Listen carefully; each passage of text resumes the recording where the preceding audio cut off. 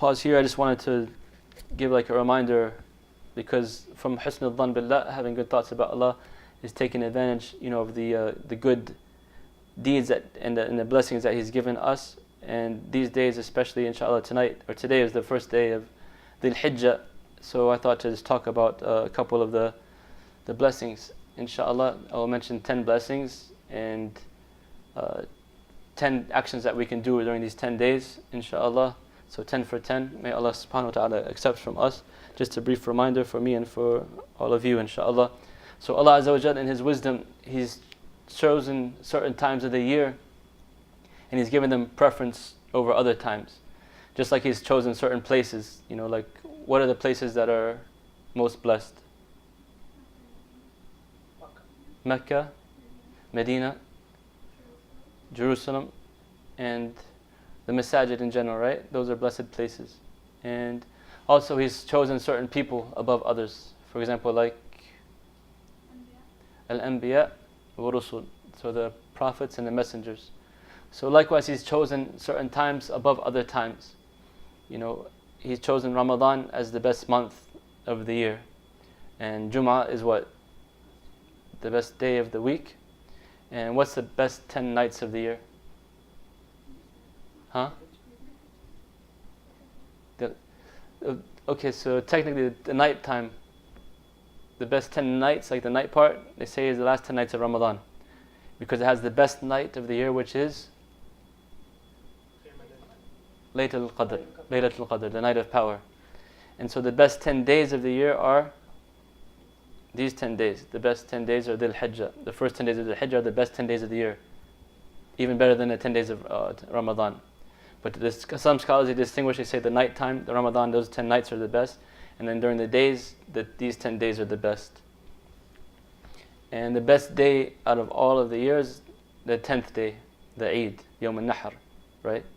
So Allah subhanahu wa ta'ala, He's chosen these times to, some scholars say also to motivate us, because if, like all the times were equal, we might get complacent, right? But He gives us these gifts, He gives us these special times like Ramadan and Dhil Hijja and the parts of Muharram, that to kind of give us a motivation.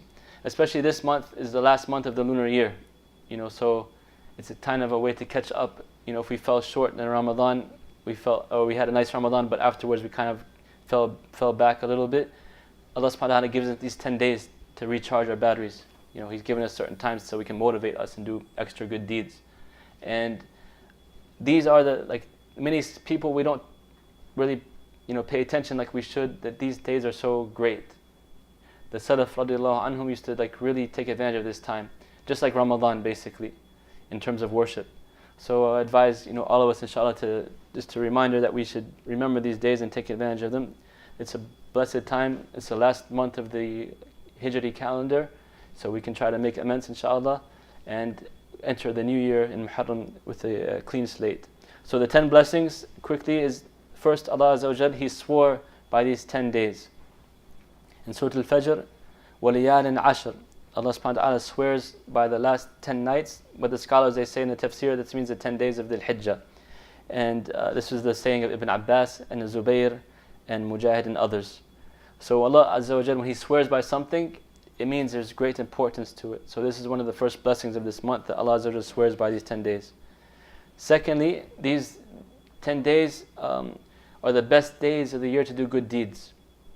The Prophet ﷺ, he said, مَا الْعَمَلُ فِي أَيَّامِ أَفْضَلُ مِنْ هَذِهِ الْأَيَّامِ or فِي هَذِهِ الْعَشْرِ, that the good deeds, you can't do good deeds more blessed than doing it in these 10 days. And even in one narration, he was asked, not even the fighting in the cause of Allah or jihad fi sabilillah, and he said, not even that, unless a person goes with his self and his wealth and comes back with neither. So the Hajj, the actions and doing good deeds of these days, there's nothing that compares to it. Also, these are the days that Allah subhanahu wa ta'ala talks about, called them Ayyam Ma'lumat, the known days. وَيَذْكُرُ اسْمَ اللَّهِ فِي أَيَّامٍ مَعْلُومَات. They remember Allah on the known days. In Ibn Abbas radiallahu anhu, he said, this is Ayyam al-Ashr, these are the 10 days. Number 4, these are the best days for dhikr. The Prophet ﷺ, he said, ما من أيام أعظم عند الله سبحانه ولا أحب إليه العمل فيهن من هذه الأيام العشر فأكثروا فيهن من التهليل والتكبير والتحميد. The Prophet ﷺ said that there is no days greater and more beloved to Allah subhanahu wa ta'ala than these 10 days that you do good deeds. So you should remember Allah subhanahu wa ta'ala. Increase in tahleel, meaning saying La ilaha illallah, in takbir, saying Allahu Akbar, in tahmeed, saying Alhamdulillah. Number 5, the Prophet ﷺ and the Salaf radiallahu anhum, they were known to do a lot of worship in these 10 days. They increased in the worship. It was reported on Sa'id ibn Jubayr rahimahullah, إذا دخلت العشر اجتهد اجتهادا حتى ما يكاد يقدر. That Jubayr rahimahullah, or Sa'id ibn Jubayr, he used to do so much worship to the point where he could do no more. And this is how the pious predecessors were. You'd see their houses lit with lamps because they were performing extra worship throughout the nights and making dhikr throughout the days.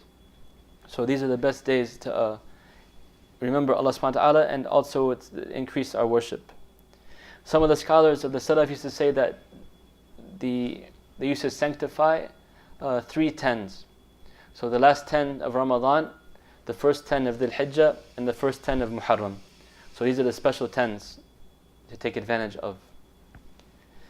Number 6, in no other time of the year can you do all of these types of worships together, because you can only make Hajj during Dhil Hijja, right? You can't make Hajj in another month. So it's the only time of the year you can combine Hajj and Siyam and Salat and Sadaqah or Zakat. So you can do all the worships in this time. That's another of the blessings of the special things. And this is reported by Ibn Hajar and others. He said, وَلَيَظْهُرْ أَنَّ سَبَبَ فِي امتياز عشر ذي الحجة لمكان الاجتماع أمهات العبادات فيها وهي الصلاة والصيام والصدقة والحج ولا يأتي بذلك في غيره. So he's saying that one of the reasons that appears to him that this month is so blessed is that you can do all these deeds in this month. Hajj, Salat, Zakat, Siyam, and Sadaqah, and you can't do it in any other time because Hajj can only be made during the month of Hajj. Number 7, whoever makes the Hajj and performs it correctly with a good intention will come out like a newborn baby. All his sins will be forgiven.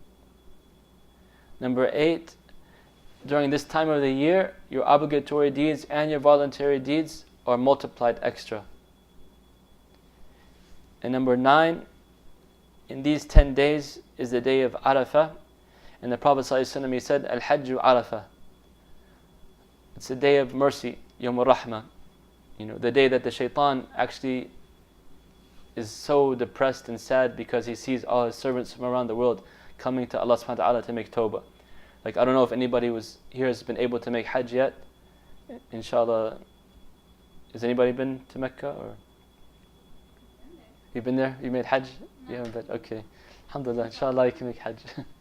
So the time of Arafah is like when you go to Arafah, you see like people from every country and you can imagine, and every color of skin, old and young, and like everybody just raising their hands and crying to Allah subhanahu wa ta'ala, for His mercy. It's such a beautiful sight.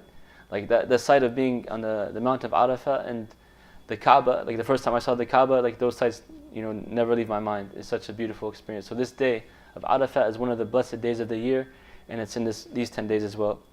And finally, the 10th blessing is the 10th day, the day of Eid, the day of sacrifice. And the Prophet ﷺ, he said, أعظم الأيام عند الله يوم النحر ثم يوم القر. So he said that the greatest day to Allah subhanahu wa ta'ala of the year is the 10th day, Yawm al-Nahr, the day of sacrifice. And then the day of Qar. Qar means like al-mustaqar, after you do the activities of the day, the 10th day, you go back to Mina and like relax. So tastaqir hunak. So that's, he says, after that, those days after Hajj are the best days, after the day of al-Nahr. 10 good deeds that we can do during these days. And I'm not limiting, like there's a lot more blessings you can talk about. I'm just trying to make 10 and 10 so it's easy to remember, inshallah. So 10 good deeds you can do during the days. First and foremost is to make the Hajj. Specifically, like we said, because it's the only time you can make Hajj during Dhil Hijja. Like some crazy people, they think they can make Hajj any time of the year, or they can build their own Kaaba and make tawaf and think that's a Hajj and go to another place. No, Hajj is in Mecca during Dhil Hijja, right? And it's during these 10 days, not afterwards. And you have to go to Arafah. So the Prophet ﷺ said, Al-Hajj Arafah, if you do every single thing else and you miss Arafah, your Hajj is not accepted. So just a reminder, inshallah. I think it's obvious, but some people, you won't believe the things that they can do. The Prophet ﷺ, he said, Al-Hajj al-Mabrur jaza'ahu al-Jannah. The accepted Hajj, the reward for it is paradise. And the Prophet ﷺ, he said, Al-Umratu ila al-Umrati kafaratu lima baynahuma wal-Hajju mabrur laysa lahu jaza'un illa al-Jannah. And the Umrah to Umrah is like a expiation of the sins between them, and there's no reward for completing the Hajj except paradise. So if you have the means and the ability, you have to make Hajj, right? You can't delay it. The scholars say that if you have the means, like the financial well-being and the physical well-being and the ability to do the Hajj, and you don't do it, you're being sinful. And then some say it's a major sin. So if you have the capability, you should make the Hajj as soon as you're able to, because it's the fifth pillar of our deen. And like we said before, we don't know when the death will come upon us. So take advantage of this time in your youth, especially if you're able to, inshallah. Some people, they think that they'll wait till they're old and make Hajj so they can like wipe away all the sins. No, you're not guaranteed old age, inshallah. So take advantage of it. As soon as you're able to afford it, go for it. Take the chance. You don't know, also things come up in life. Sometimes people can lose their health, they can lose their ability to walk, they can lose the chances. So, may Allah forbid, and may Allah protect us from that. However, inshallah, we should have our niyyah and make it clear in your heart that as soon as you're able to do so, make the Hajj. Number 2, you can perform the obligatory deeds in the best way you can. You try to perfect your obligatory deeds during this time. Like we said earlier, from the blessings of this month, your deeds are multiplied, right? So the best deeds you can do to please Allah subhanahu wa ta'ala are the fara'id, that which Allah has made obligatory upon you. Some people think they care so much about sunnah. For example, in Ramadan, they're so keen on praying taraweeh, but they forget, like, all the taraweeh, if you pray the whole night from after Isha until Fajr, it's not equal to one fard salat. So focus on the fara'id and try to perfect those, and of course, inshallah, the extra deeds after. Number 3, make tawbah. This is the perfect time to make tawbah to Allah Azza wa Jal, repenting to Allah. Like we said, it's the last part of the year, Islamic calendar, the Hijri year. Dhil Hijja is the last month of that year. So remember our mistakes that we made, inshallah, and try to make tawbah to Allah, ask His forgiveness and repentance, so we can end the year, inshallah, with a clean slate, and we can start the new year with a clean slate. Number 4, fasting. You can fast these days. Some of the scholars said that you can fast all 9 days if you're able to do so, but especially the day of Arafah.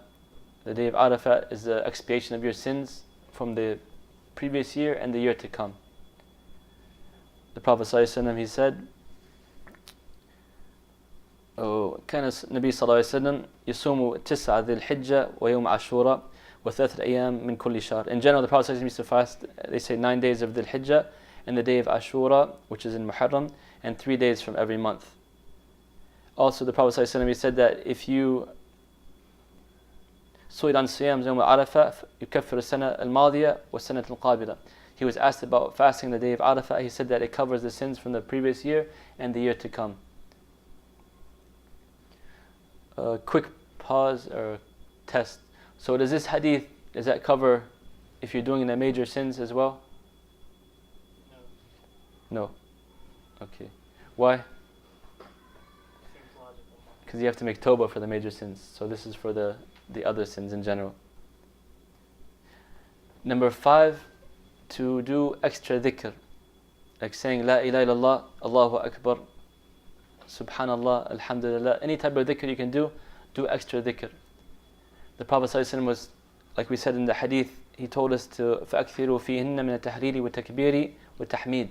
Increase in it with the saying La ilaha illallah and Allahu Akbar and Alhamdulillah. And the Sahaba were known to go, like in these last 10 days, everywhere they went, even the other days after, the 3 days after the Hijjah, the 10th day, they would always be saying the dhikr out loud wherever they went, in the market, in their jobs, while they're riding on the beast, their transportation. As much as you can, remember Allah subhanahu wa ta'ala. This is the ayyam al-dhikr. Number 6, doing the extra nawafil, voluntary deeds. So the salat, doing extra salat during these days is highly encouraged. The night prayer especially, praying before Fajr if you can, inshallah. If not, at least after Isha as much as you can.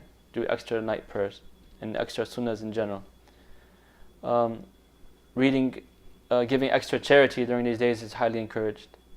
Reading the Quran, try to read the Quran. This is all like voluntary deeds. I'm just giving you examples of that. So just extra deeds in general. Seeking forgiveness of Allah subhanahu wa ta'ala. Keeping the ties of the womb, like call your family members or visit your family members if you can. Be extra kind to your parents. That's a form of worship. In general, any good deed you can think of during these 10 days, try to do it, inshallah. Like we said, the good deeds are multiplied.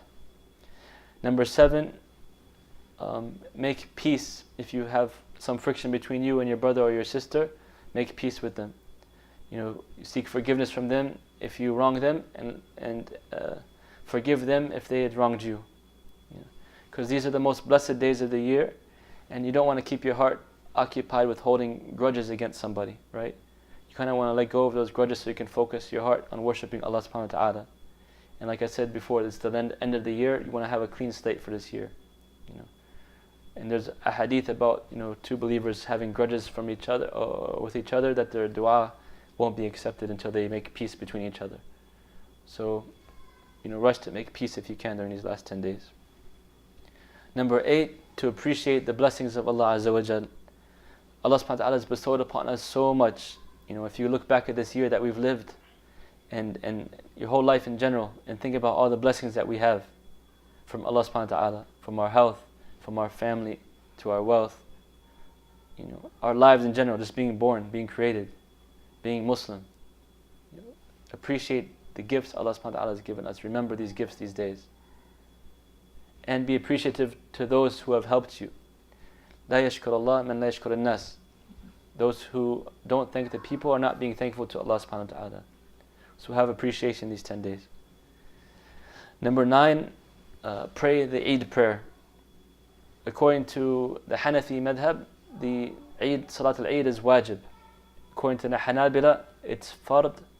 According to Shafi'iyya and Malikiyya, it's sunnah mut'akkida. Like it's a very strong, highly recommended sunnah. And I won't get into the details of the fiqh issues. However, if some scholars are saying that it's obligatory or fard, it means it's very important. And regardless, the Prophet ﷺ did it, and he always encourages ummah to do it. So be of those who do it. Even some scholars, they say in Surah Al-Kawthar, which many of us memorize, inshallah, فَصَلِّ لِرَبِّكَ وَانْحَرْ, pray to your Lord and sacrifice. Some scholars say that salat means Salat al-Eid, because it's the same day as the sacrifice. So pray to your Lord and sacrifice in Surah Al-Kawthar. Also, the Prophet ﷺ used to encourage everyone, from the men, the women, and the children, to go out to the prayer for Eid. Even the women who are menstruating, they're supposed to go, even though they can't do the prayer, but they should participate in the celebration.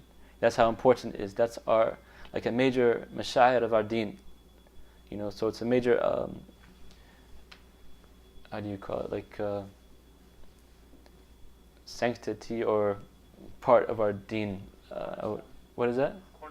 Cornerstone. There's a specific word for masha'ir, it slips me right now, but yeah, basically it's something that's important in the religion. For our religion, we are supposed to do it. And 10th, the udhiyah, or the sacrifice, slaughtering. It's part of the religion, and it's also highly encouraged. Some scholars say that it's wajib. The sacrifice also is, just in general, you're supposed to do the permissible animals, which is for the sacrifice, which is sheep or cow or camel or goat, these type of animals, right? You can't go in Kentucky Fried Chicken and say it's my sacrifice. You have to have what the Prophet ﷺ has taught us as a sacrifice. So 1 sheep per family basically is sufficient. If you want to get 7 families together, you can do a cow or a camel. But in general, so the sacrifice is very important.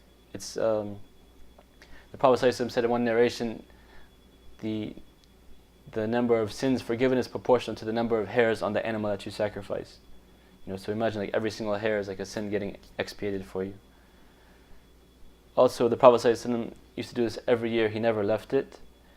And it's just, part of our rituals, going back to Ibrahim and all the prophets before us, how they would sacrifice to Allah subhanahu wa ta'ala to show His thanks. And when you give this sacrifice, when you get it, you can give, eat from it and give it to some of your family and give it to the poor, so everybody can have a part of it. If you're intending to do the sacrifice yourself, then you should abstain from cutting your nails or cutting your hair for these 10 days to kind of have a feeling like you're with the people of Hajj. Because when you go on Hajj, when you're in Ihram, you can't cut your nails or cut your hair, right? So the same thing for the people that want to do the sacrifice on the 10th day, they should abstain from cutting their nails and their hair. And the sacrifice occurs after the Salat al-Eid, and you have 3 days to do it. So this is a brief reminder, inshallah, to take advantage of these 10 blessed days. Try your best, do the extra good deeds, extra salat in the night time, extra sadaqah if you can. Reading the Quran, like we said before, reading, one letter of the Quran is 10 hasanat. So imagine reading the whole Quran, like some scholars say, to finish the whole Quran in these 10 days, if you can divide it up and finish it, how much blessings you're going to get, and it's multiplied even more. So try your best, inshallah, to take advantage. And we ask Allah subhanahu wa ta'ala to be of those He accepts from, and to make us of those that He forgives our sins and accepts our sacrifice and our worship and enters us into paradise. أقول قولي هذا واستغفر لي ولكم فاستغفروا الغفور الرحيم. جزاكم الله خيرا. And if there's any questions, welcome. Questions are welcome. So he's asking if you have debt, can you go on Hajj? In general, if you have a debt from somebody, like in particular, you can ask that person his permission or her permission to if they will let you go, if you have the other means to go, that it's okay. And if they give it, then yes, you can. If you don't have the means, then no, it's not obligatory. Like if you owe so much to that person, and there's no way you can guarantee for them, you don't have to. You're not obligated.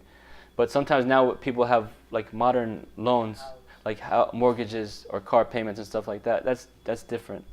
Like you're paying a certain amount per month, for like 30 years or 20 years, and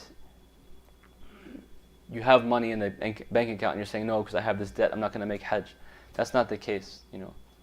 This is in specific cases, like when you owe a specific amount to a person, and it's a trust between you and that person, and you ask that person, permission basically, so you can fulfill your debt, or you can leave a guarantee with somebody who will pay your debt for you if something happens to you on the Hajj, right?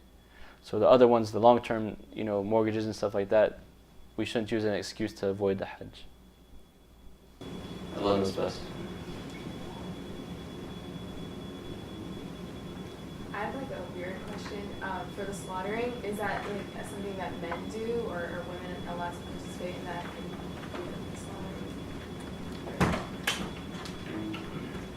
I'm not sure. I mean, I've always seen men do it. I haven't seen a sister do it yet, but that would be pretty impressive. Like, mashallah, if a sister can go and slaughter, I would be impressed. But yeah, I mean, like, Islamically, I think any Muslim can do the sacrifice, the slaughtering, but in general, it's the head of the household usually does it. But yeah, I mean, from my limited knowledge, I don't see any prohibition from a woman doing it as well. I can check, inshallah, and make sure. Jazakallah khair. All right. Jazakumullah khair. Assalamu alaikum. See you all.